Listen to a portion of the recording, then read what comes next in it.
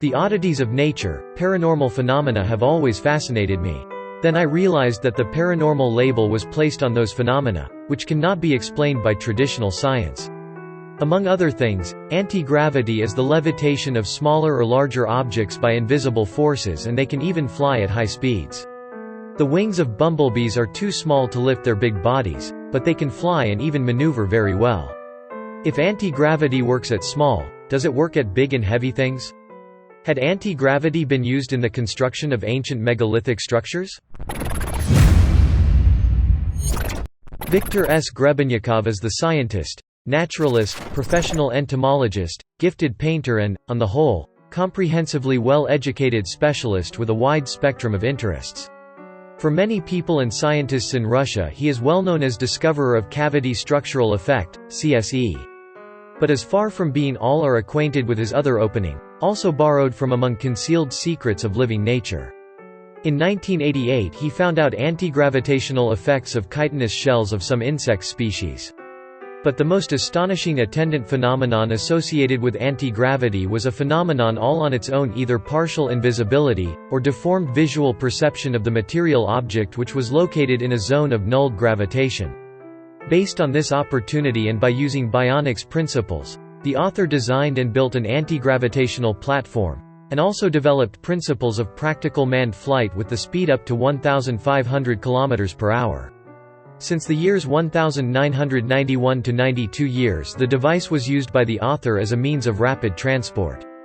There is a well-known wide spectrum of the natural phenomenology biogravitational effects, apparently, appropriate not only some species of insects. For example, there are numerous experimentally controlled cases of weight decrease in material objects under directed human psychokinetic influence, yogis' levitation in the states of deep transcendental Maharishis' meditation, mediums' levitation, or even total disappearance in some rare spiritualistic communication sessions, etc. Grebenyakov was an intelligent, curious young man, and he became among the first of a new, educated generation. It was this education that led him as an adult to Novosibirsk, on the southern tip of the western Siberian plain. There, Grebenyakov took to a wide range of interests, becoming a scientist, specifically an entomologist, which is the study of insects, but also a naturalist, painter, and rugged outdoorsman. Cavity structural effect, CSE. It was this love affair with nature, far from the stuffy offices and thick books usually associated with scientists, which sent Grebenyakov down the path of discovery that would define his life. It happened almost entirely by chance one evening in the early 1980s. Grebenyakov was engaged in his favorite pastime, roaming the vast steppe alone with intent to camp under the stars. As he laid his head on a makeshift pillow, Grebenyakov was overcome with an unpleasant feeling, headache, ringing ears, and a metallic taste in his mouth. He realized that he had set up camp on top of an underground bee city, that in fact, in his own words, the entire steppe is dappled with their holes like Swiss cheese, and in places, almost like a sponge. What could this mean, Grebenyakov wondered. He returned to the spot 4 more times, through varying weather and times of day, and each time found the results the same. He noted that 5 meters away from the boundary of the bee city, he felt no effects, but as soon as he entered the area, he felt similarly unpleasant. This weighed on Grebenyakov's mind for some time, until years later he happened to be in an area where another bee city had recently died. That is, collapsed as a result of erosion and the passage of time. While investigating the site, Grebenyakov collected parts of the nest, the familiar honeycomb, and returned to his office. There, he noticed the most unusual phenomenon. When he put his hand over the honeycomb, he could feel a heat emanating from it, a thermal sensation, which made him lightheaded. He got others to try, and they reported similarly, feeling heat or cold wind, having numbness in their fingers or feeling as though their hand was being pushed around. Most peculiar, the cause of this could not be measured by any traditional scientific device. Grebenyakov noted that thermometers, or ultrasound detectors, magnetometers and electrometers did not respond to them in the slightest.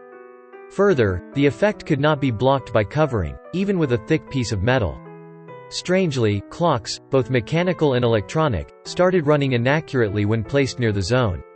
By chance, Grebenyakov had discovered the cavity structural effect, CSE, which is what he called this type of force field, which surrounded cavernous honeycomb-like objects. Believing this to be an important and potentially groundbreaking discovery, Grebenyakov published an article on his findings. Surprisingly, the article went unnoticed or ignored in the mainstream scientific community. Thus, Grebenyakov was left to continue the work himself. While his status as an entomologist was probably at least partially responsible for the indifference of the scientific community, it was this vocation that allowed Grebenyakov his next major breakthrough, a discovery that would change everything. Anti-gravity hidden in nature. As he moved deeper into study, something extraordinary happened. As Grebenyakov described, in summer 1988, I watched by microscope chitin shells of insects, their fleecy antennae, butterfly wings lamellae of finest structure, openwork of shad mooneyes wings with bright play and other natural patents. I was interested in an unusually rhythmic microstructure of some parts of rather big insects. This was an extremely ordered composition, which looked as if it had been pressed by some complicated automatic machine according to special designs and calculations. In my opinion, this incomparable cellular structure was necessary neither for strength nor for decoration of this part. I did not notice something even resembling such an unusual amazing micropattern neither on other insects' parts nor in the rest of nature, nor in technology nor in art. Due to the fact that it was multidimensional, I could not copy it in a flat drawing or a photograph. Why does an insect have this? This structure is located in the bottom of wing cases and is almost always hidden. It can be seen only when an insect flies, but who can do this? I suspected that this can be a wave beacon having my effect of multicavitary structures. During this really happy summer, there were a lot of insects of this species and I caught them using light in the evenings. Neither before nor after that, I observed neither such a great number of them or even single individuals. I put a small concave chitin lamella on a microscope table in order to watch its strange cells using strong magnification once more. I looked at a regular masterpiece of nature jeweler and, without any purpose, put another lamella with these unusual cells located on one of its sides on the first lamella by tweezers. But the part was pulled out the tweezers, hung in the air for some seconds under the lamella, which lay on the microscope table, rotated clockwise, moved, in the air. To the right, rotated anti-clockwise, swung and only then quickly fall on the table. A reader can only imagine what I felt that moment. After coming to consciousness, I tied some lamellae by a piece of wire. It was difficult and possible only if I took them vertically. So, I made a kind of a multi-layer chitin block. I put it on a table. Even such a comparatively heavy thing as a thumbtack could not lie on it. Something pulled it up and then aside.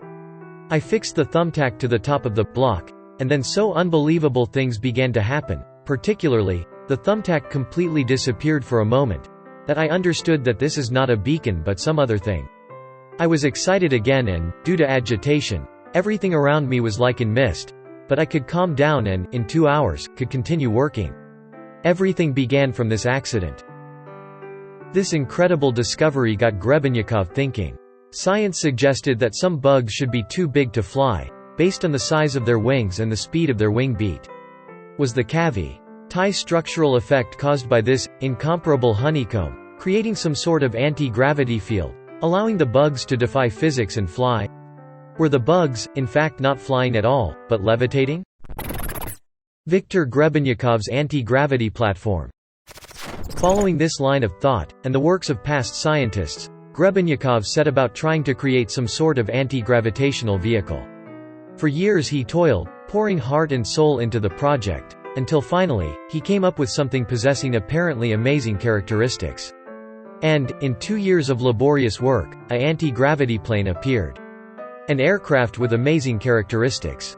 It is invisible, need no traditional engine as we imagine it, and has no wings or a propeller. It is noiseless. Easily reach a safe flight speed of 1,500 km per hour, as many as 300 meters off the ground, which is not felt by a pilot. There are no either inertia properties of a moving body or heat influence of the environmental air to the aircraft, or dynamic pressure or other effects. It also has a very simple design.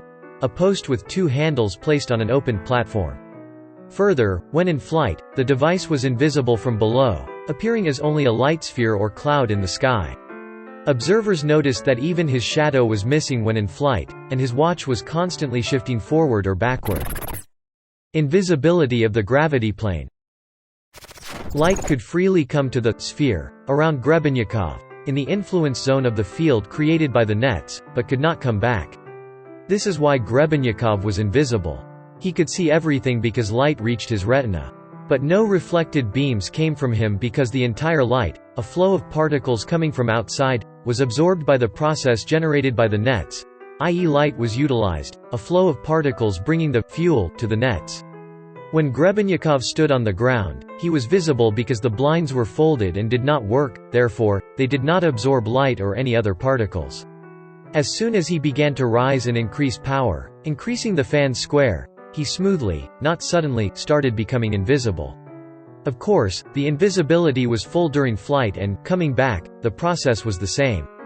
This is why, when Grebenyakov flew low above the ground, and generated low power, he became visible, cast shadow. The same happened during quick landing, in the falling like a stone mode. When the blinds were folded, he became fully visible. This is why it was possible to take a photograph of Grebenyakov during takeoff, when he flew low. But when he flew above pines' tops, it was impossible to photograph Grebenyakov because there were no reflected beams from him, thus he was invisible. The suppression of Viktor Grebenyakov's research. Humble in the face of such a potentially world-changing invention, Grebenyakov believed that so-called real science should investigate his discovery. Thus, he filed for a patent. Shockingly, his patent application was resoundingly denied, while Grebenyakov was rejected and called out by skeptics and other scientists. It certainly didn't help that he lacked photographic proof, as his camera would malfunction during flights as a result of the cavernous structures effect. But the reception he received for such an apparently groundbreaking invention represented the antagonistic relationship Grebenyakov had with establishment thought throughout his career. He was not shy about this, asserting, "The joy of creative work, even of work that ends in failure, is far higher and brighter than earning any diplomas, medals, or patents," and describing those he was at odds with as evil, ignorant people. But perhaps the reception to Grebenyakov's invention went beyond mere antagonism. In 1992, his patent application having been rejected, Grebenyakov sought to publish a book detailing his discovery, the principles, and measurements of his invention backed by a litany of full-color images. It was said this would include photographs of a demonstration of the machine Grebenyakov gave at a museum.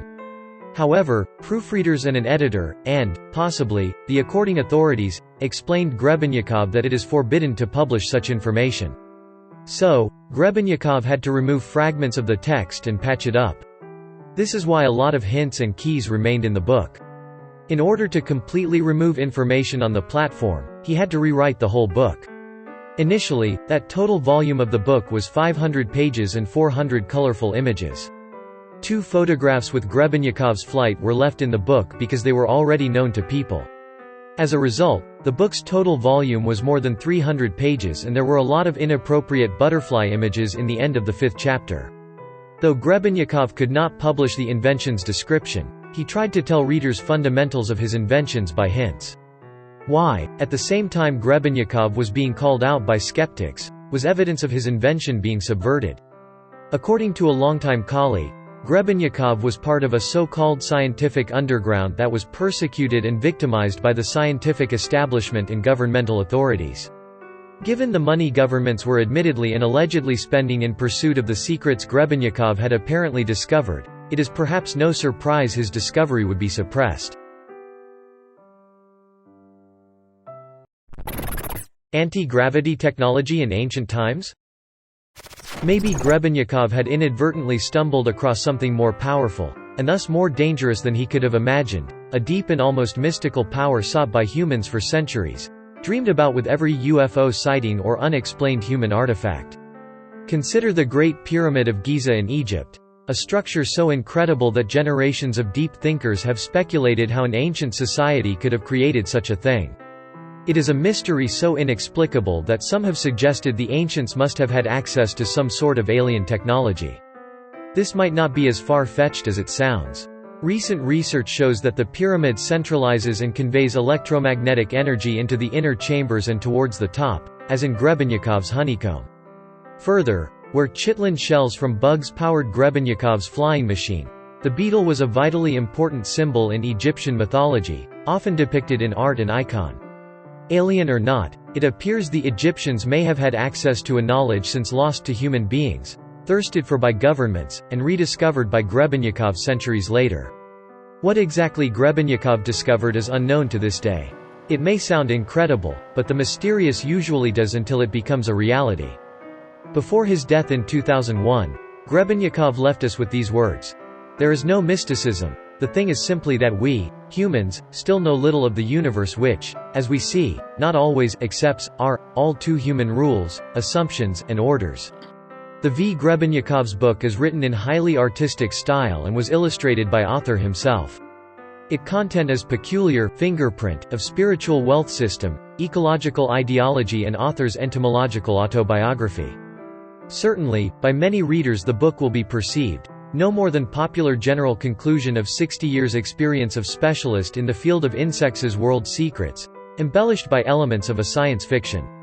I can tell that I did not see more scientific, diligent and truthful researcher and talented, qualified experimenter.